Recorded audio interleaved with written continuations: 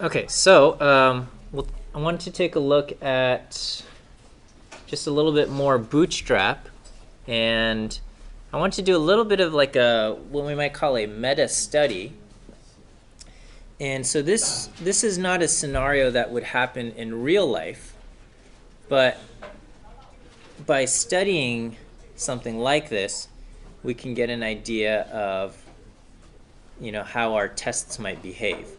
Okay, and so generally, you go out, you collect data, you have a sample, all right? And all you're doing is, if you did random sampling, you are hoping that your random sample is representative of the population.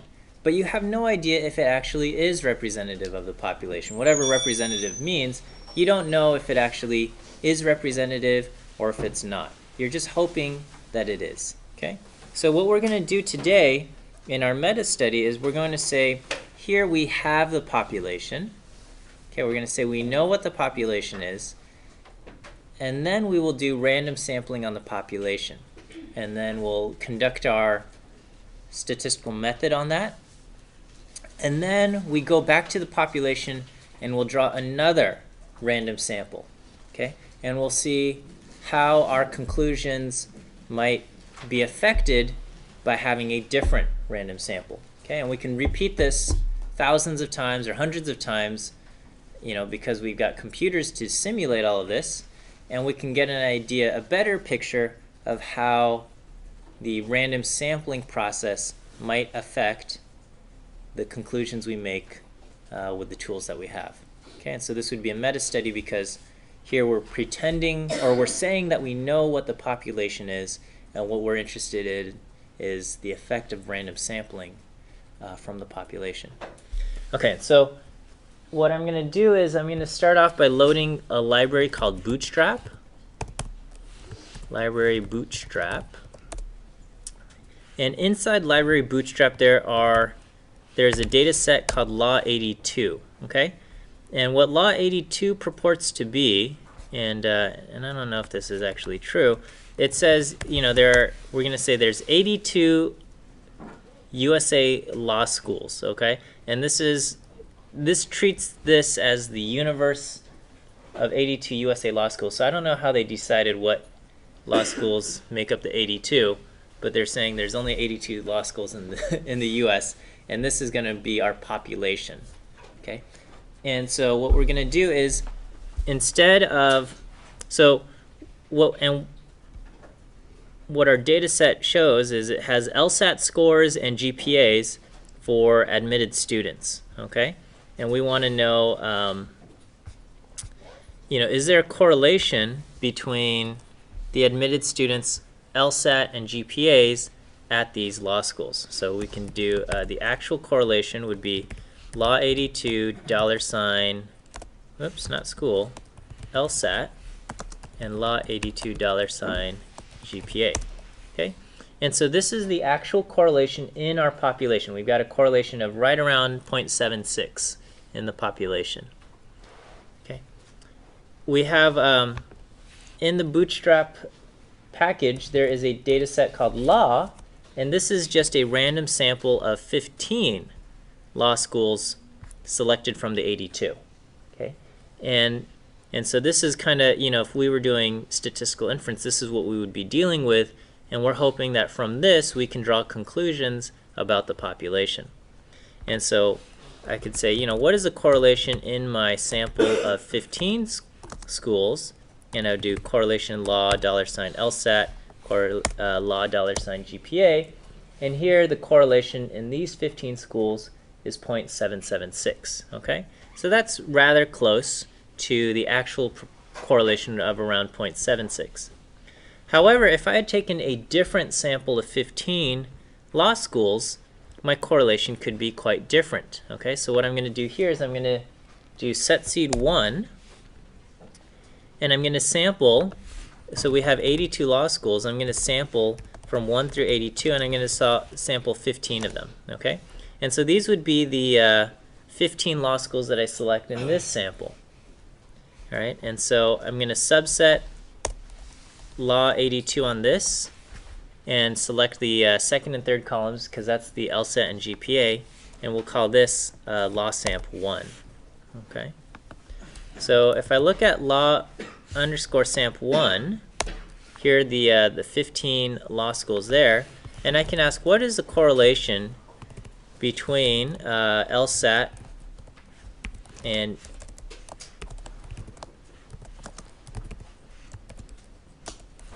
GPA here. Oops.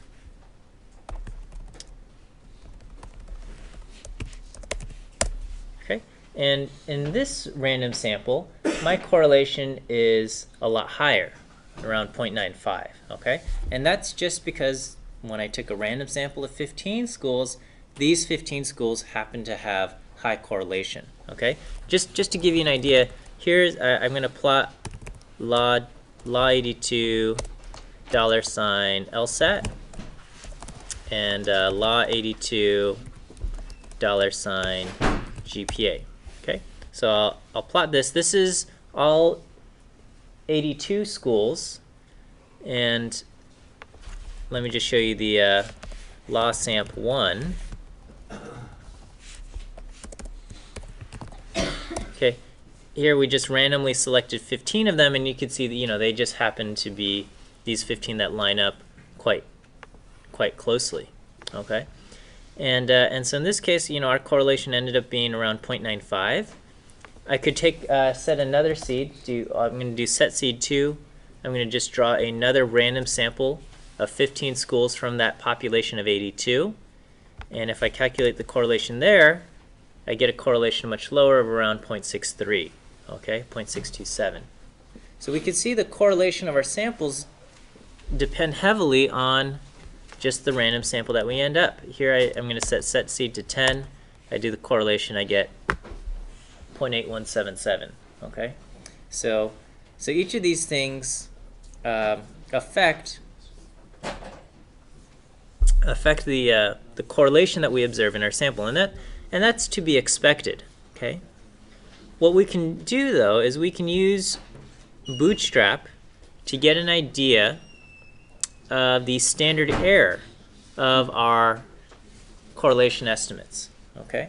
So when you get the standard error of an estimate, then you can start doing statistical inference, right? Because standard error would be the standard deviation of our sampling distribution. And so so here what we would do is we would take each of our samples. Okay, so starting off maybe with our the 15 schools selected in law.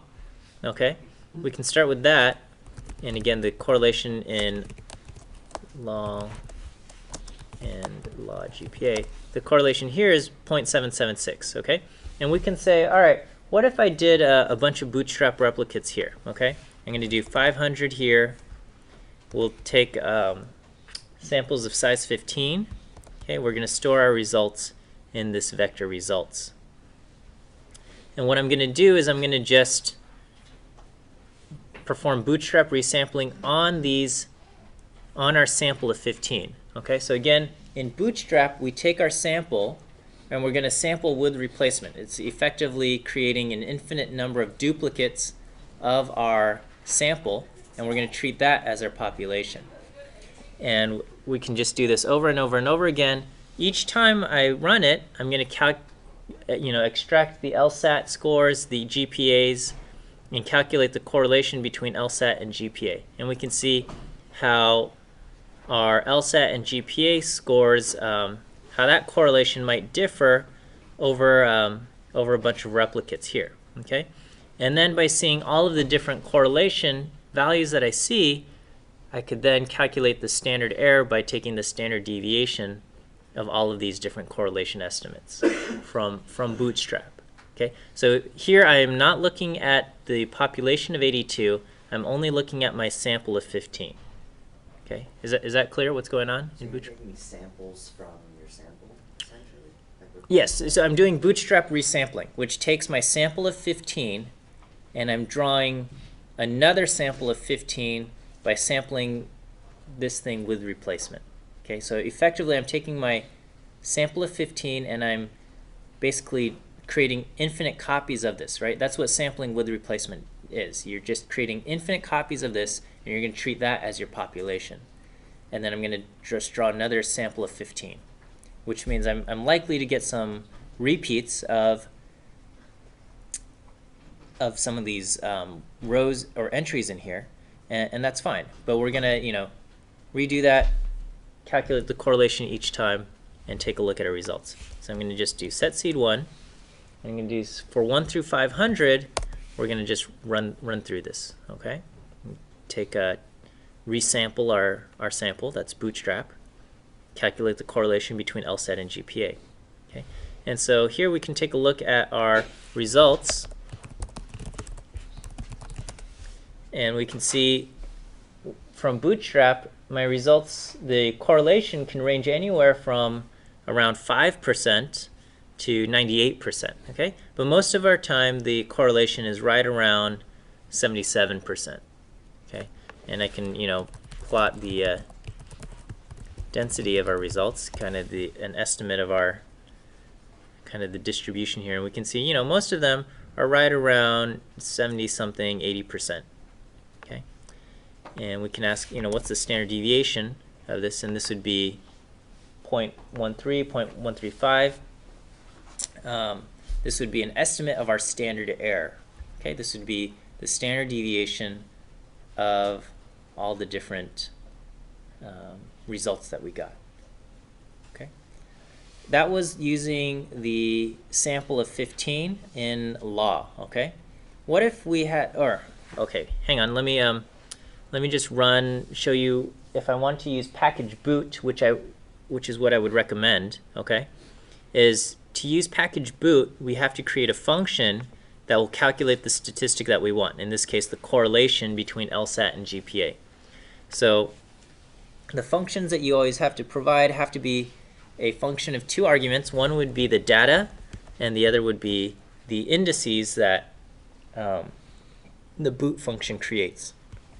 And what we would do is we would subset the data on our indices, and I would extract the Lsat column from our subsetted data, extract the GPA column from our subsetted data, and then calculate the correlation between Lsat and GPA here. Okay, so this is the function that we would do, or more concisely, just in one line, I can write it this way. Okay, these are effectively doing the same thing, but a little bit less assignment, so it might be a little bit faster. Okay, and then to run the Bootstrap this way, I would say, perform Bootstrap, okay, using the function boot on the sample law. This would be my 15 law schools, the random sample of 15 law schools, and we're going to use this function to calculate the correlation. We're going to do 500 Bootstrap replicates, okay? And so when I run this, I get a standard error estimate of around really close to what I have up here, 0.1335, okay? And if I run this again, I would get another standard error estimate, all within kind of range of each other. So because with Bootstrap we're just doing 500 different replicates, the results aren't expected to be exactly the same, but they're ending up quite similar to each other. Okay, yes? How would you, I'm confused how you get any variation in the correlation if you're sampling from the same sample. So we're sampling with replacement. So if I look at law, whoops.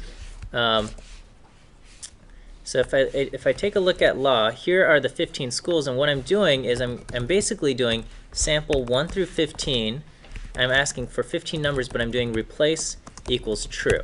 Okay, so in one sample I'm drawing the number 10 3 times and the number 11 twice and something like that. Okay, if I do this again, here I draw the number 10 only once and the 11 3 times and I don't know, 4 twice and things like that. So each time I'm getting just a slightly different sample. We're sampling this, and so some will not get drawn, others will get drawn multiple times, and that's sampling with replacement. And then that's the idea behind Bootstrap, is we're sampling with replacement from our thing, which effectively is turning this into a population by making an infinite number of copies.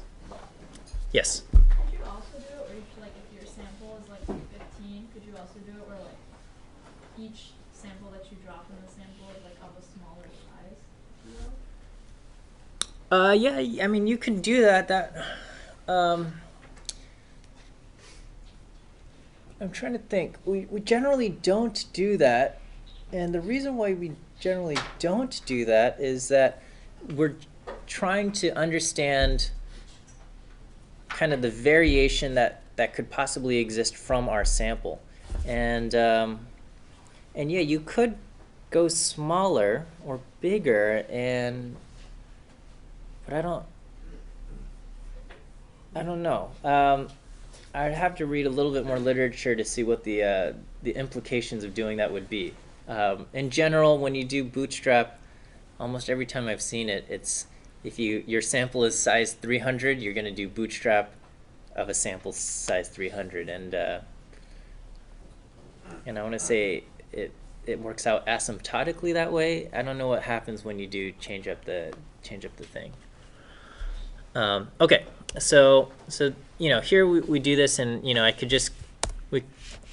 get an idea of our. So when I redo Bootstrap here, I'm getting a standard error estimate of right around 0.13. There's a little bit of fluctuation there. Okay, what would happen if I use one of the other samples, right? So if I look at LSAMP1,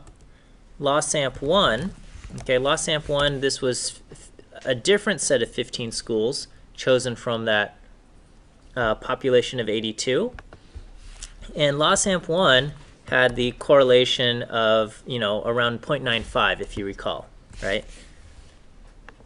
What would my standard error estimate be in this case? Well, I would do Bootstrap replications here, and my standard error estimate here is way smaller at around 0.024. Okay, and we can just check. Was that a fluke?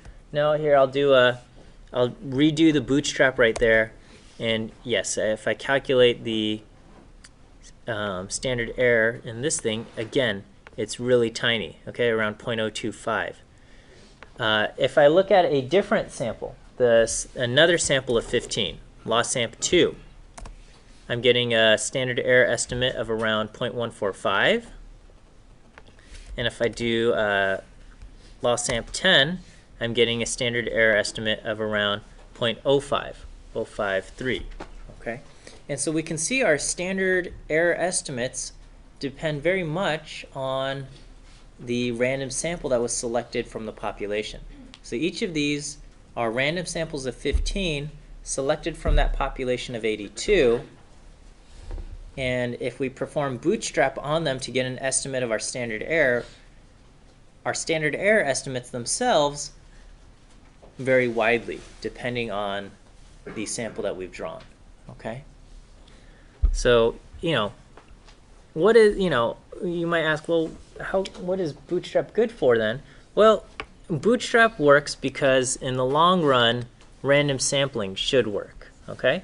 But random sampling, any one given instance, may or may not produce a representative sample. All right? And so according to kind of some math, if we were to create a standard error estimate, or the standard error of the correlation coefficient R should be, according to this formula, 1 minus rho squared, rho being the population correlation, okay, 1 minus rho squared divided by the square root of n minus 1. So in that case, because the population correlation is 0.76, 1 minus rho squared divided by the square root of 14, I should have a standard error estimate of right around 0.113. Okay, and we're getting something, either larger or smaller than that. Okay, so this is where I do the Bootstrap meta study. Okay, and what we're going to do in the Bootstrap meta study is I'm going to do from I through 1,000. I'm going to take a random sample from Law 82. I'm going to take random samples of 15. Okay, I'm going to do this 1,000 different times, each time producing a different random sample of 15 out of that 82. whenever I get a new sample, I'm going to perform Bootstrap to get an idea of, to get an estimate of the standard error. And so this will produce a bunch of standard error estimates based on 1,000 different samples that I've drawn from the population. And here we can get an idea of the distribution of our standard error estimates, and we can compare that to what the true standard error should be, which would be around 0.11. Does that kind of make sense? Okay, so I'm going to just create a vector for in which to store my standard error estimates, and I'm going to run this. Each time, again, it's going to take a while to run, but each time I set a new seed, I'm going to create a new sample of 15 schools drawn from the population of 82. I do sample 1 through 82, drawing 15. So I'm drawing 15 schools out of the population of 82. That's going to be my sample. Then I perform Bootstrap on that sample using the correlation function that we created earlier. We're going to do 500 Bootstrap replicates to get an idea of our standard error. We take the standard deviation of that and we create a standard error estimate. I'm going to do this 1,000 different times, producing 1,000 standard error estimates here. So when I do this, my standard error estimates end up centered around 0.126, okay, which is pretty close to what it should be theoretically, off by a little bit. On this low end, I get a standard error as small as around 3%. On the high end, I get a standard error as large as 40%. Okay, I can kind of plot a density estimate of this. That showed up over there, which is odd. Okay, and this is what we see. Our estimates of the standard error are centered right around where they should be, of around, 0.11, 0.12, something around there. But because of random sampling and whatnot, if my random sample of 15 is wildly different, I don't want to say wildly different, but is quite different from the population, my standard error estimates could be much larger or much smaller than what it should be. Okay, and so what I call a meta study gives us an idea of how the random sampling process from the population affects our estimates of these things from using Bootstrap. Okay, and here we use Bootstrap, but we could have done any other kind of statistical test. We could have said, what if I drew a different thing and I wanted to perform I don't know, some other kind of statistical test, whether it was Bootstrap or not. We could get an idea. Okay, and in a sense, this is still a form of resampling, but here we're saying I have the population, and I'm curious the effect of sampling from the population, how that affects this. Okay, does that make sense? Are there any questions on what just happened there? Yes. If your initial sample is unsatisfying, how can you improve upon it? I'm sorry? If your initial sample is not satisfying, how do you improve your estimation? Yeah. This is the bane, or this is the hard. This is why statistics is hard. Okay, is that when you have your sample, you have no idea if it's a quote good sample or a bad sample. It could be a sample where you look at it and there's an incredibly high amount of correlation, and you're like, wow, the population probably has high correlation in it as well. But surprise, the population has not that great correlation, and you just happen to get this misleading sample. And you don't know. You don't know is the thing. Because all you have is your sample, and you're hoping that it looks like the population. In the long run, random sampling should produce samples that are representative of the population. But given any one instance, you have no idea. And that's the difficult part. Okay? Even given like 4 instances, you still have no idea. Okay? That's that's why life is hard. So we don't know. We don't know if this is a good one or a bad one. So these kinds of studies give us an idea of, you know, we get an estimate of something and we can kind of get an idea of, oh, maybe it's within the realm, right? And so we can do some testing and we can say, well, what if my population looked like this? What kind of standard error estimates would I get? You know, is it likely to produce this standard error, or is it unlikely? And that's what we would have. Okay. I did another Bootstrap meta study that I kind of put in your homework, but I'll kind of give you the answers here, and I'll post these answers online as well. So here we're going to say we have two populations, population X and population Y, and we have X is has a proportion of 70%, you know, whatever we're talking about, and Y has a proportion of 60%. Okay, so we're going to say we're looking at some categorical variable, and in group X, the proportion is 70% does this thing, and in group Y, 60% does this thing, okay? And so we might want to do a hypothesis test, right?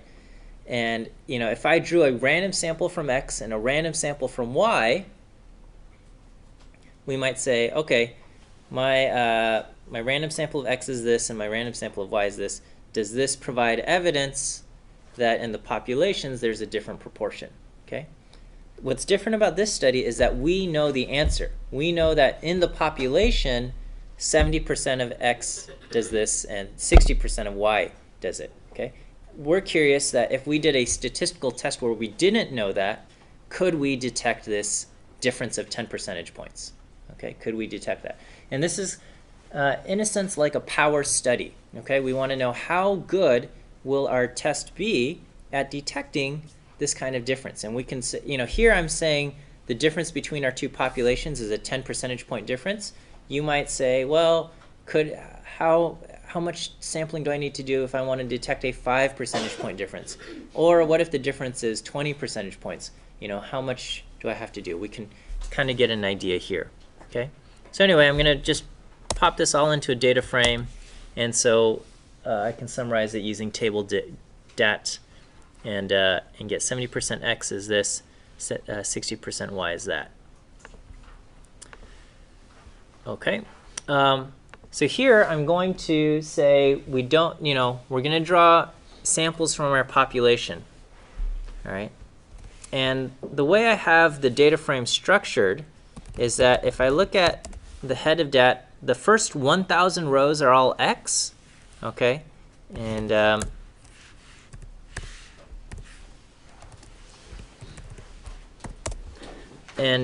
so at row 1,000 is the last of X, and at row 1,001 I start Y's, okay? So the second 1,000 are all Y's.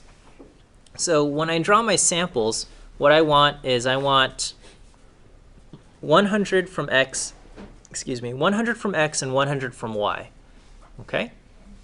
And we might debate whether or not we should do this with replacement. Here I'm saying I've got a finite sample of 1,000 X and a finite sample of 1,000 Y. I could do sampling with replacement and treat them as infinite samples, or infinitely sized populations of X and Y. But here we'll just treat them as finite populations. Okay, and so here, when I do this, I'm going to subset my data using, you know, 100 numbers selected between 1 and 1,000, and 100 numbers selected between 1,001 and 2,000. And here, when I take a look at my sample, I'll do table samp. Oops, not table. Okay, and here we see I got 72 X's that, you know, 72 ones in X and 61 ones in Y. Okay, so here I can calculate, you know, the mean of sample $Z, where samp $group is equal to X. Okay. And so I get, proportion of 72. I can do, what's 72% versus 61%. And I would say my observed difference, I have a difference of 11 percentage points between 72 and 61. Okay? So this is what we have here. And so the question is that, I could perform, well, I could just do a two proportion z-test, or I could do bootstrap resampling to kind of get a p-value here, okay? And so if I did bootstrap resampling, I would be testing the null hypothesis that group X and group Y in the populations have the same proportion, okay? Because although we know what the population looks like, we're trying to simulate, or we're trying to get an idea of how well can I detect that difference in the populations if this is the only sample I have, right? So if this is my sample, we say, okay, I got 72% in X, 61% in Y. The question is that 11 percentage point difference significant or not? So to do bootstrap, we would just pull everything together. And it actually should be 1 through 100 and 1 through 200, 101 through 200. I'm going to just resample this sample of 200. I've got 200 data points, and I'm going to just shuffle them up, sample with replacement, and throw 100 into group 1, 100 into group 2, calculate the proportional difference between these two things under the null hypothesis, and just see what kind of difference I observe. Okay, so this is under the null hypothesis. Group X and group Y have the same proportions, so I can just throw them all together, mix them up, throw 100 into one group, 100 into the other group, and see how often would I get a difference of 11% or more. Okay, and that's going to give me kind of an estimate of my p-value. So I create a function called stat. This is just kind of subsetting our sample based on these indices that the boot function will give us, and then we're going to just calculate the difference between proportions in group 1 and group 2. Okay, and then I'm going to just run bootstrap resampling here. So we do this, and the results would be all of the different observed differences that I might get. So I might just do head results. Okay, whoops. Let's do head results $T. Okay, and so one time I ran it, I got a difference of 5 percentage points between group 1 and group 2. Here I got a difference of negative 11 percentage points between group 1 and group 2, so on and so forth. And the question is, I'm doing a one-sided test here. I'm going to say, how often do these results end up giving me a difference greater than or equal to 0.11? My observed difference is 0.11. How often did my results do that? This said this happened about 5.4% of the time. Okay, so my empirical p-value after bootstrap is right around 5%. Okay, so my data set, where did this go? Okay, table. So my random sample of 200, if this is my data, this would produce a p-value of around 5.4%. Okay, and so our question is, what if I had a different sample? What if I had a different sample of 200 observations? Okay, would I come to the same conclusion of rejecting the null hypothesis or not rejecting the null hypothesis? And the question is how often will I correctly reject the null hypothesis? Okay, so here I've got, I'm going to just do this 200 times for the sake of time because it takes a while to run. Okay, so I'm going to do 200 random samples from our population.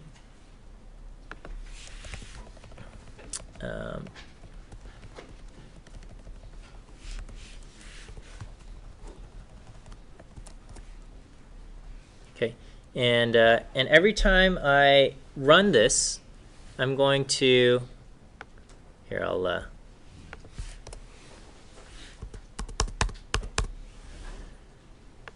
I'm going to, set the seed. I'm going to randomly sample 100 rows from the first 1,000. Maybe I'll turn replace equals true. Well, it doesn't matter, okay? Replace equals true or replace equals false, it doesn't matter. And then I'm going to sample 100 rows from the second 1,000, okay? And this will produce, 100 from X and 100 from Y.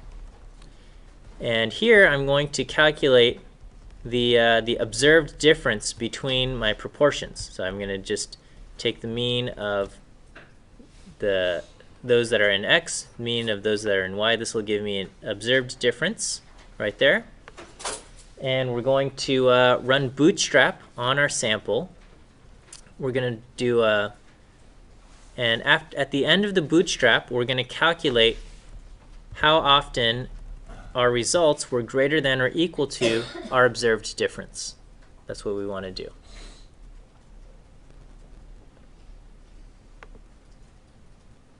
Okay, and so I'll do this 200 times. So it's going to take a little while to run.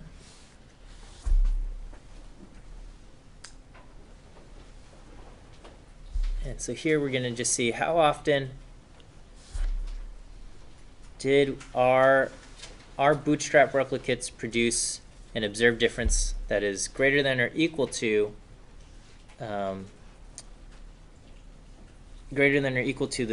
difference that we observed in our data. Okay, so that's going to give us a p-value estimate. Okay, and so here I'm going to calculate the mean. I'm going to see how often my p-values ended up being less than 0.05. So let me just show you what. So p-vals, this is kind of estimates of different p-values that I get. And I want to just see how often did my p-values end up being less than or equal to 0.05. And I get 0.395, around 40%. What is this value? What does this represent?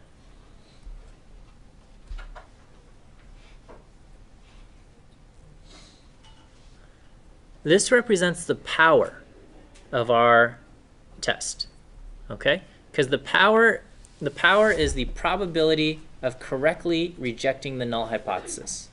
So we want to know, we know in the population that group X and group Y have different proportions. We know that group X is 70%. We know that group Y is 60%. So we know that we should be rejecting the null hypothesis that says group 1 and group 2 have the same proportions. Okay? So we know that we should be rejecting it. And the question is, how often do we make that conclusion? We're going to make that conclusion whenever the p-value is less than 5% using an alpha 5%. Okay? And if I use a p-value of 5%, I'm going to reject the null hypothesis about 40% of the time. Okay? Which, in my opinion, is not that great of a power. Okay? Which means over half the time, your samples will not lead you to the correct conclusion to reject the null hypothesis, right? Just like if I'm using a 5%, when my data looked like this, 72% in X and 61% in Y, I got a p-value of 0.054. If I'm using a strict cutoff of 0.05, I am not rejecting the null hypothesis, okay? This data would lead me to say I don't have enough evidence to say that group X and group Y have different proportions in the population. That would actually be the wrong conclusion to make. Okay, and so here my power is only about 40%. What's one way to increase power?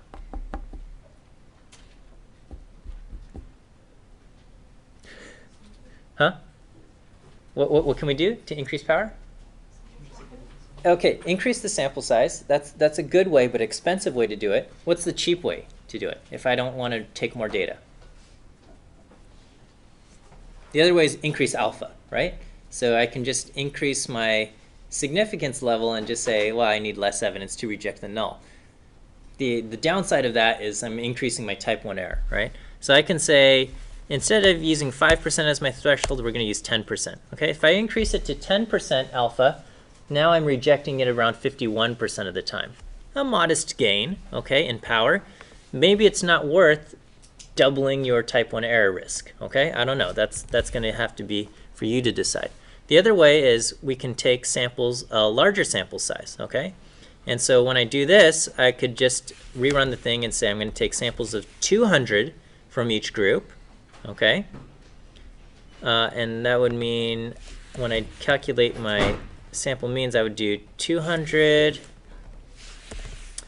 and to 400. We would do that, and we can do this, and we'll do this 400 times or 200 times. Okay, so now I'm taking samples of 200 from group X and group Y, and here we can see what effect does this have on the power. Okay, and again, here we're assuming that in the population, or we know that in the population, 70% of X has this and 60% of Y has the characteristic. But we could change that effect difference. Instead of having a 10 percentage point difference between X and Y, we can change that effect size to something bigger, and we'd probably need smaller. We probably wouldn't need as large sample sizes, or we could change it to something smaller. How much bigger do our populations samples need to be? Okay, so here I calculated a whole bunch more p-values, and now I see with alpha equal to 0.05, my power has now increased to around 70%. Okay, so this is a lot more powerful by doubling my sample size. Okay, and that maybe that's really expensive to do, to interview twice as many people to get your sample. That might be higher. Or if you pair that with increasing your alpha, now my power is closer to 80%. Okay, which is a lot better. This is probably in the range of acceptability. But again, it comes at the cost of doubling your sample size, doubling the number of interviews that you have to conduct to collect your data. And maybe that's not a luxury you have. And so anyway, so all of this to show you that by using the computer, this is kind of doing a little bit of a power study to see how good we are at rejecting the null by seeing the effect of taking a different random sample from the population. Okay, I'll post all of this code up. We're going to run out of time. We don't have time to go over exercise 1 from chapter 6 and exercise 1 from chapter 7, which I kind of put in the homework. I'll post some answers to that online as well, and you guys can take a look.